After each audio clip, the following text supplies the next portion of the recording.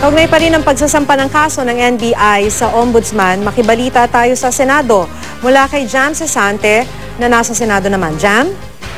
Yes, makihanda daw sina Senador Jinggoy Estrada at Bong Revilla na harapin at sagutin yung mga akusasyon laban sa kanila.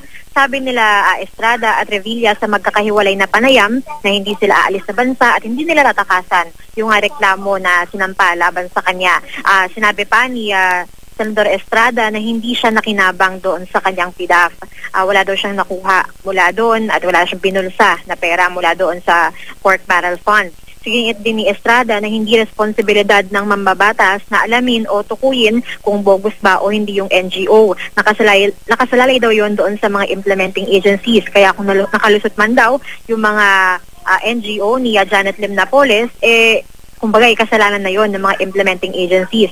Yung isa pang senador na inaakusahan din doon sa reklamo na sinampa doon sa ombudsman na si Senador Juan Ponce Enrile, hindi nakadalo doon sa sesyon ngayon dahil masama raw ang pakiramdam nito. May sakit daw ito at nagka-hypertension kaya dinala pa sa ospital noong Sabado. Pero nauna nang sinabi ni Enrile na handa siyang harapin ang mga akusasyon laban sa kanya at anumang investigasyon na gagawin ng mga otoridad at tinanggi din niya na nakinabang siya doon sa kanyang PDAF. Maki? So Jam, kasi from the ombudsman, hindi pa kasi nila nakikita yung formal na reklamo na ihahain. From your end, alam na ba ng mga senador na kasama talaga sila sa mga hahainan ng reklamo ngayong hapon?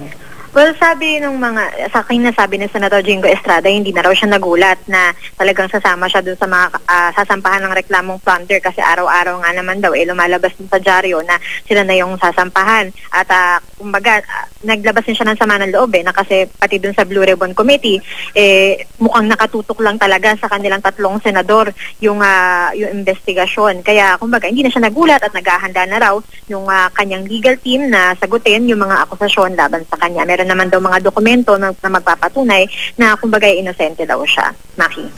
Okay, maraming salamat sa iyo, Jam Cesante.